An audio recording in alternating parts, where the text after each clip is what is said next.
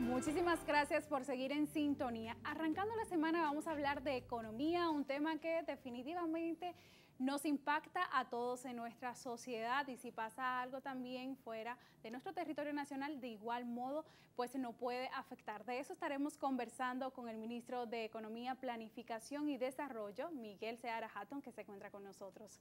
Muy buenos días y bienvenido. Muchas gracias, un placer estar aquí. Un placer para nosotros tenerlo acá en un tema que nos vuelve locos, ¿no? En algunos casos nos volvemos hasta especialistas en economía, pero no es lo mismo cuando lo escuchamos obviamente de un experto, y qué bueno que usted nos acompaña, sobre todo porque ya prácticamente, no vamos a decir que ya ha desaparecido, pero hemos superado una etapa con el tema de la pandemia y el COVID-19, y económicamente el país se vio afectado. Recuperándose, aparece ahora este conflicto entre Rusia y Ucrania, y obviamente ya se han implementado algunas medidas económicas. ¿Qué puede esperar el pueblo dominicano con este conflicto próximamente? Porque es cambiante toda esta situación. Mira, yo creo que una de las características de esta situación es que son dos eventos mundiales. La crisis del COVID en el 2020 le costó a este país, tuvo un costo de 18.460 millones de dólares.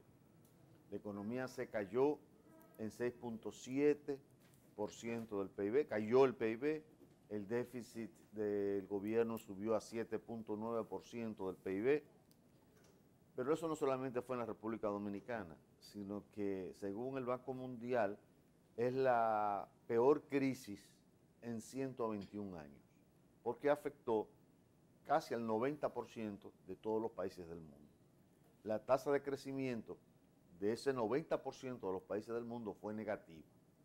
Y fue negativa en una cifra muy alta, o sea, -5, -6, -7 cayó. Así que nosotros, afortunadamente, el año 21 fue un año claramente de recuperación. Habíamos superado en gran medida, no totalmente, obviamente, pero sí en gran medida, lo que pasó en el 2020. Al punto de que esta es una economía que creció en 12.7, 12.3% en el año 2021 con relación a 2020, y con relación al 2019 habíamos crecido en 4.7%, que es una cifra alta. No solamente eso, sino que habíamos recuperado el empleo. El único problema que teníamos, básicamente, digamos, de ese gran, digo, no el único, pero digamos, la expresión más palpable de la crisis era que el empleo era básicamente informal, el que había crecido, mucho más informal que formal, y en segundo lugar la inflación. Y la inflación fue un fenómeno en ese momento internacional debido a que hubo un gran congestionamiento en los puertos, no había transporte, los precios del maíz, de la soya, de la harina se dispararon, el petróleo empezó a subir poco a poco, pero íbamos resolviendo el problema. Pero el 24 de febrero vino esta invasión de Ucrania. Y esta invasión a Ucrania tiene un efecto económico mundial también. Porque las medidas económicas que han tomado contra Rusia han contribuido a acelerar un proceso inflacionario mundial. ¿Por qué? Porque primero el petróleo. El petróleo se empieza a colocar a 115, 118, 117 dólares. Está ahora mismo en 110, un poquito menos de 100, sí. menos de 110, sí. Esta mañana. No 109.33, ¿Eh? 109.33. 109.33, correcto. Hoy en la mañana. Perfecto. Entonces, nosotros habíamos previsto en el presupuesto que se presentó por allí por octubre, ¿no?, que se hizo el último cálculo de proyección para hacer el presupuesto, un precio del petróleo que estaría alrededor de los 65, 63, 64 dólares. Pero nos encontramos ahora con esta situación. Pero no solamente eso, sino que los mismos productos que fueron muy afectados en la crisis, en la situación de la pandemia, hoy día son los mismos que han sido más golpeados. El precio del petróleo, como ya dije, porque Rusia es uno de los principales productores de petróleo y de gas. En segundo lugar, el precio de la soya, el precio del maíz, el precio del trigo, que son materias primas. Por ejemplo, el pollo. ¿Qué es el pollo? El pollo es maíz, ensamblado de maíz, ¿no? La soya sirve para los alimentos de los animales. La harina, nosotros tenemos una alimentación donde la harina, las pastas, el pan, todo eso es importado. Entonces, el gran problema que estamos enfrentando en este momento es una inflación básicamente importada que no refleja, no es una política interna, sino es un problema internacional. Estados Unidos, por ejemplo, tuvo tasas de inflación históricas, ha tenido en los últimos meses, igual que en Europa. España la semana pasada anunciaba que tenía 7 puntos y pico. Nosotros acabamos el año pasado con 8%, 8.3, 8.4. Y este año la tasa de inflación, sobre todo enero y febrero, está elevada. Hay un acumulado de 2.5 en enero y febrero, ¿no? Entonces, hasta que esta crisis no dé visos de solución, probablemente tengamos el fantasma de la inflación alrededor de nosotros. Antes de pasar a hablar sobre las medidas que ha anunciado el presidente recientemente, eso para combatir la crisis económica, usted hablaba al inicio sobre la recuperación que hemos ido teniendo paulatinamente en la República Dominicana, esto posterior a la pandemia del COVID-19. ¿Cuáles han sido los sectores que más nos han beneficiado para ir recuperando de a poco nuestra economía? Mira, el sector turismo ha sido importante, la recuperación, el sector industrial ha sido muy importante, el sector de zonas francas, la construcción, el sector agrícola, que creció no solamente en el 21, creció en el 20, aunque poco, 2.7, cerca del 3% en el 20 y en el 21, se ha mantenido activo. Esos son minerías, o sea, tienes tu industria, construcciones, comercio, algo de minería, turismo, por supuesto, como mencioné previamente. Esos son los sectores que más se han recuperado en la economía dominicana y han mostrado ritmos sorprendentes. Por ejemplo, Zona Franca tiene 185.000, 184.000 empleos en este momento. En el momento en que había más empleo en Zona Franca, que fue antes del 2005, fue 195.000 personas empleadas en Zona Franca. Si se acordarán ustedes que tuvimos una gran crisis en Zona Franca, cuando el acuerdo multifibra ya se desmontó y la protección que gozaba la industria textilera de Zona Franca se perdió, porque había un acuerdo de la OMC, de la Organización Mundial de Comercio, que venía desde casi la década del 90, ¿no? Entonces, hoy día ya estamos recuperando esos niveles de empleo y la economía se está reactivando afortunadamente en esas áreas. Claro, ahora este fenómeno es nuevo, ¿no? Y no se contaba. Eso no se estaba, con eso. por supuesto, esto no es un fenómeno económico, pero nos afecta al mundo entero, nos está afectando a todos los países del mundo. Usted justamente hablaba del tema de la inflación. A este paso, y entendiendo que quizás este conflicto pueda alargarse, esperemos obviamente que no, pero a la gente no le podemos hablar mentiras, hay que hablarle de la realidad porque es cambiante. Pudieran sentarse ambos presidentes en una mesa y negociar, o puede seguir el conflicto armado. Pero a este paso, la inflación, ¿pudiéramos calcular a un cierre o al menos en los próximos meses? Es muy difícil porque no hay una lógica económica, o sea, detrás, subyacente en esta crisis. Esto es un problema de una guerra, una eventualidad totalmente. Entonces, como tú mismo dijiste, o sea, ¿cuánto puede durar esta situación? Dice el Banco Central en su página que la meta es llevarla quizás un 4%. 4%. ¿Qué debe pasar? Bueno, el banco está haciendo un esfuerzo grande para llevarlo al 4%, que es la meta inflacionaria, la meta de inflación, se llama. Pero bueno, vamos a esperar, ojalá la podamos cumplir. La está haciendo en la parte monetaria, una serie de esfuerzos, pero eso es la parte interna, ¿no? No sabemos lo que va a ocurrir con el precio de las materias primas y del petróleo. Pero hay cosas que se han hecho sí a lo interno. Por ejemplo, se ha dado subsidio a la población. Tenemos el precio del dólar, que era justamente Se que ha lo veíamos a un revaluado. 60% y ahora cerró a un 55%. Se ha revaluado el peso, sí. Eso es un factor que te ayuda a anclar el nivel de precio en la economía. O sea, te manda un mensaje de que internamente las cosas están bajo control, ¿no? Pero hay otras medidas que se han tomado, sobre todo que impacta a la gente, como por ejemplo incorporar 300.000 personas a Supérate, y que va a recibir un subsidio de 1.650 pesos. El aumento de bonogás también. El aumento de bonogás a 470 pesos. Claro. Por ejemplo... Tenemos también una de las medidas que anunció el presidente y es el tema de los aranceles.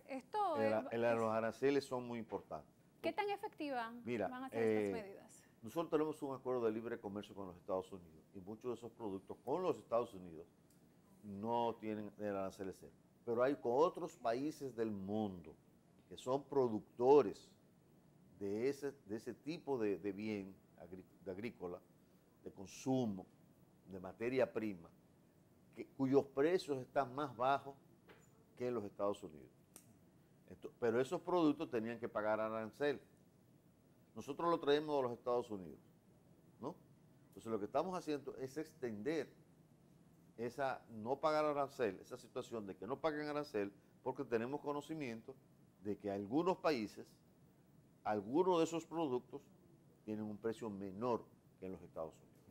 Pero ¿van a hacer negocios, están haciendo negocios con otros países aparte de Estados Unidos? Sí, claro, o sea, se está buscando lo que se le está diciendo, el mensaje que se está diciendo al importador en este caso es, mira, existe la posibilidad de este mercado, explóralo, búscate y si fue posible, importa de allá. Eso claro está. Nosotros el propósito, y ha sido una política muy clara del gobierno, proteger al productor nacional, ¿no? Eso es básico, obviamente. Y se le ha dado, por ejemplo, se le subsidió los fertilizantes, ¿no? Se le ha dado facilidades crediticias, como los préstamos tasa cero que da el Banco Agrícola, y que ahora mismo se le ha facilitado al productor agropecuario que tiene un préstamo del Banco Agrícola que no paga el capital, que solamente paga los intereses, perdón, tasa cero, no paga, ¿no? O sea, capital, básicamente, o sea, no va a pagar capital por un periodo de 4 o 5 meses para que pueda operar en estas circunstancias. En fin, o sea, lo que se está buscando es, primero, abrir puertas, que existan puertas abiertas en caso de que se produzca una escasez o una situación donde el precio se dispare de manera descontrolada. Bueno, el importador o el productor pueda, o el comercio pueda importar ese tipo de producto a mejores precios. Son medidas a corto plazo, básicamente porque el presidente bien mencionaba en un alrededor de 6 meses. ¿Tienen un plan B en dado caso de que la situación se agudice? Mira, esto se va moviendo a una velocidad muy grande y cambia la situación. Cuando se tomaron esas medidas, el precio del petróleo estaba subiendo descontroladamente. Fíjate que ahora ha bajado un poquito. Entonces yo creo que hay que esperar para saber qué va a pasar. Sobre todo, obviamente el mundo no puede pasar 6 meses en una situación de guerra como la que estamos viviendo ahora. No se puede, sería catastrófico, porque no solamente han perdido los rusos, ¿no? Y Ucrania, por supuesto, y Ucrania mucho más, porque se le está destruyendo su país, sino que el mundo entero ha sido afectado por esta situación. Lamentablemente con esta situación las potencias quizás son las que más defensa tienen contra este tipo de situaciones. Este tema del petróleo, y ahora que ha bajado, justamente recuerdo, el presidente Luis Abinader, y fue una, de hecho, de sus medidas de mantener el subsidio, si el precio del petróleo se mantenía entre un 85 y 115 dólares. Automáticamente después de ese discurso, al día siguiente, no por el discurso, ojo, pero al día siguiente se vio en 123 dólares el barril. El efecto de que haya bajado se debe a las negociaciones que está teniendo ahora mismo, por ejemplo, Biden con el régimen venezolano, de quizás abrir por allí quizás otro mercado, sacando obviamente la diferencia de crisis, obviamente, que mantiene todavía ese país. Mira, eso es un mercado muy especulativo, muy especulativo. No sigue una racionalidad económica, los márgenes se mueven mucho, y lo hemos visto, ¿no? Se lo ha seguido, se está moviendo en una franja de 10 dólares, hasta ahora está a 109, tú comentabas, ¿no? Pero pudo haber estado más 110, alto, 123, 115, 120, ¿no? Entonces se está moviendo de una manera muy especulativa.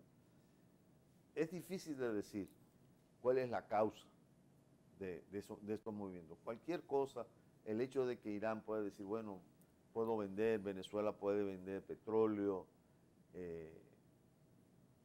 cualquier circunstancia te mueve, te está moviendo ahora, porque hay un gran nivel de incertidumbre en lo que va a ocurrir. No hay a veces cuando hay una crisis económica tú puedes decir, bueno, esto lo más que puede durar es tanto, porque la economía en cierta forma, se va limpiando de circunstancias que crean ese tipo de problemas. Pero ahora mismo es muy difícil de decir. Yo no me atrevería a decir nada de pronóstico. Los mercados a futuro, en un momento determinado, te llegaron a decir que el petróleo iba a estar a 200 dólares. No lo he revisado este fin de semana, no revisé el mercado a futuro, pero en un momento te decían que iba a costar 200 dólares el barril de petróleo. O sea, que eso es una cifra abismal, y sería una barbaridad para países obviamente no productores. Precisamente el subsidio, ese que estaba justamente aportando el gobierno, todo este dinero que sale, y es verdad que se publica mucho, aunque la gente también, uno se escandaliza y digo, mira, la gasolina está alta, pero entonces también vemos el monto, ¿no?, que se está colocando a los combustibles. ¿De dónde viene? O sea, el origen, sobre todo porque ya no se quiere hablar de préstamos. Sí, mira, el origen está básicamente en lo que se ha hecho es, se le va a sacar, o sea, le está sacando dinero a los ministerios, reduciendo las actividades que se pueden reducir, como viajes, compras de vehículos. O sea, hay un decreto, ¿no?, de ahorro, y ese dinero se está utilizando para financiar los subsidios. Ese decreto generaría alrededor de 41.000 millones de pesos. Y por lo tanto tendríamos ahí algo de recursos para movernos en los próximos 2 o 3 meses. Precisamente, ministro, en ese sentido, ¿el gobierno estará en capacidad hasta cuándo para seguir sobrellevando y soportando este sacrificio que cuesta mucho a la sociedad dominicana? Mira, cuando empezó lo de la crisis de la pandemia, y uno hacía los números, decía, no llegamos, ¿no? Y al final se gastó como 250.000 millones de pesos, más de 200.000 millones de pesos.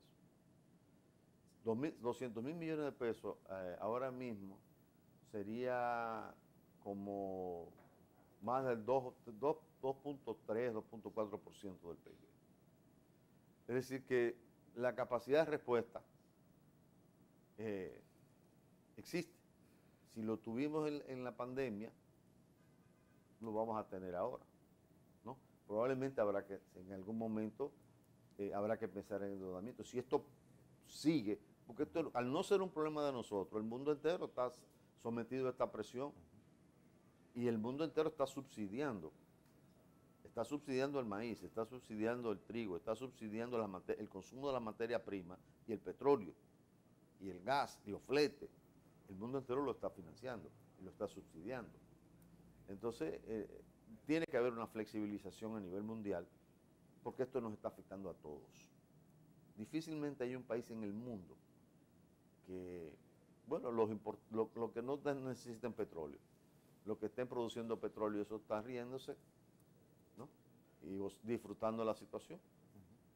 Pero aún así yo diría que sería muy difícil, porque si el mundo entero está en recesión, se paraliza otra vez, está con inflación, todos nos perjudicamos. Quienes producen el petróleo también necesitan que alguien les compre. Exactamente. Va a llegar un momento en donde quizás Aunque se va a el comprar petróleo menos. es una materia prima fundamental, porque es la base del transporte. Todo necesita petróleo. Sí. Ministro, ante todas estas crisis, la pandemia, ahora la invasión Rusia-Ucrania, ¿proyecciones del gobierno dominicano para este presente 2022? Mira, nosotros habíamos calculado que el crecimiento económico del año 22 sería alrededor del 5.7. La inercia, digamos, la situación de inercia que se produjo en el año 21, nosotros entendíamos que iba a continuar la recuperación del sector turismo, continuar la recuperación del proceso en la construcción, el sector de zona franca, etc.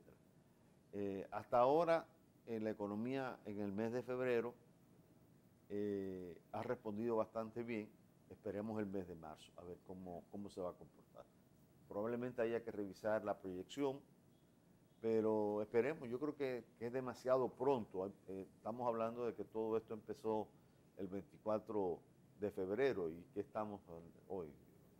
Hace como unas 2 o 3 semanas. 2 o 3 semanas, Sí, o sea que todavía los procesos económicos tardan más digamos, que uno pueda estabilizarlo y sobre esa base hacer una proyección de lo que pueda ocurrir. Claro, y entendiendo también que esta situación termina ahogando sobre todo al que menos tiene. Precisamente muchas de esas personas que ahora mismo se preguntan, y yo, bueno, ¿hasta cuándo es? Que salen a los supermercados y bueno, la canasta básica continúa subiendo, difícilmente vaya a bajar también si culmina justamente el conflicto que estamos viviendo en Europa. Ese mensaje a esa gente que ahora mismo está diciendo, queremos respuestas. Mira, hay casi 1.600.000 hogares que van a recibir subsidios en este momento. No solamente subsidios del Supérate, que son 1.650, creo, pesos, más el subsidio al combustible, al abono gas. Se ha mantenido congelado el precio del petróleo, de la gasolina en el país, del gasoil y la gasolina. Eso le costó al gobierno la semana pasada, esta mañana estaba leyendo, 1.600 millones de pesos. O sea, se está haciendo un esfuerzo extraordinario en el gobierno para que la gente sienta lo menos posible el impacto. Mucha gente se queja de que el precio de la gasolina está muy alto, sí, está muy alto, pero se le ha dado un gran subsidio al precio de la gasolina. Entonces, como no lo recibe directamente, ¿no? Piensa que no hay subsidios. Hay un subsidio. Mantener fijo el precio de la gasolina es un costo semanal de más de 1.000 millones de pesos. ¿En cuánto estaría sin el subsidio? No. Para hacer un cálculo rápido. Yo no me acuerdo ahora. Se han hecho varios cálculos ya. Serían como 100 pesos más, 80 pesos. Casi 400 pesos un galón. Probablemente. Bueno, en Estados Unidos estaba viendo el fin de semana que ya la gasolina ha llegado al precio más alto desde la década de los 80, algo así. O sea que, y nosotros lo estamos conteniendo, ¿no?, con este subsidio. Agradecerle, ministro, por estar con nosotros y responder cada una de las preguntas. Un placer. Un placer para nosotros.